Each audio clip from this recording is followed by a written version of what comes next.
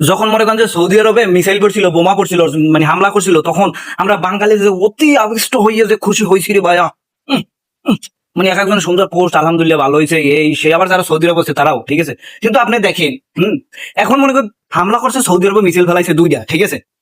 কিন্তু এখন আমাদের দেশে তেলের সংকট পড়ে গেছে, ঠিক আছে। কিন্তু সৌদি আরবে যে আমি কিন্তু সৌদি আরব অবস্থান করতেছে, আমরা যারা সৌদি আরবে দেখতে, সৌদি আরবে কোনো সমস্যা নাই, কোনো সমস্যা নেই, এবং তাদের কোনো সমস্যা হবে না, ঠিক আছে। সমস্যাটা কাদের হবে? আমাদেরই হবে, কারণ ঠিক আছে, কারণ আমাদের দেশের ব্যবসায়ীরা খুব খুব তারা মনে করেন শয়তান তাদেরকে দায়িত্ব দিয়ে সেই দায়িত্ব তারা পালন করবে, এতে তারা কোনোভাবে মিস করবে না, কারণ আমাদের ব্যবসায়ীর দায়িত্ব খুব সুন্দর করে পালন করে। শয়তান চলে গেছে তো কি হয়েছিল রমজান মাসে, ঠিক আছে, তাদেরকে দায়িত্ব দিয়ে সেটা পালন করবে। এখন কত হয়েছে কি, অনেকে বলবে ভাই আপনি কি দালালি করেন, এখানে দালালি কিছু না। এই যে সৌদি আরবে হামলা হওয়ার পর আমরা যারা খুশি হয়েছি, বলতে সারো মার ফাটাই ফেলা, সিঁড়ি ফেলা, ভাই হ্যাগো যা আছে স্টকে, এটা দিয়ে তাদের কোনো সমস্যা হবে, তাদের গাড়ি চলবে, প্লেন চলবে, তাদের জীবন যেমন মাশাআল্লাহ সুন্দরভাবে চলতেছে, আমার মনে হয় চলবে সামনের দিকে, ঠিক আছে। কিন্তু আমরা যারা মনে করেন যে খুশি হয়ে গেছি সৌদি আরবে হামলা হওয়ার পরে, সৌদি আরবে এই হেই দালালি করছে, এই করছে, মুসলিম ক্যাটাগরি ওই করছে, এই করছে, এখন আমাদের দেশে তেলের সংকট নাই, মানে তেলের সংকট পড়ে গেছে, তেল নাই আমাদের দেশে। আসলে আমরা বাঙালিরা মনে করেন আর একজনের ক্ষতি দেখলে খুব খুশি হই, ঠিক আছে। কিন্তু এই পন্দে বাসটা যে আমগো পন্দে যাইবে, এই জিনিসটা আমরা ভাবি না। দেখেন সৌদি আরব নিয়ে আপনি খুশি হয়েছেন, সৌদি আরব হামলা করছে, বাংলাদেশে কিন্তু হামলাও করে নাই, কিন্তু এখন দেখেন তেলের সংকট পড়ে গেছে, এখন সিরিয়াল দাম বেশি, এই ঠিক আছে, স্টক করতেছে, এই করতেছে, সেই করতেছে, ঠিক আছে।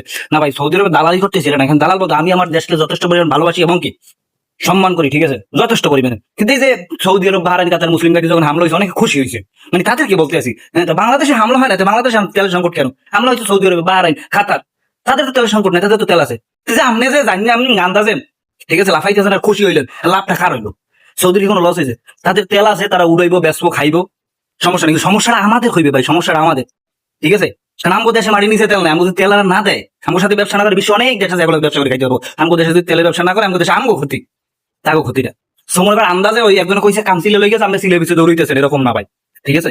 যে কোনো বিষয় নিয়ে আমার সাধারণ পাবলিকের না করলেন এটাই ভালো। ক্ষতিটা দিন শেষে আমগোই হবে, আমগো বাঙালি কই দিন শেষে ক্ষতির হবে, এটা মনে করেন মাথায় রাখতে হবে।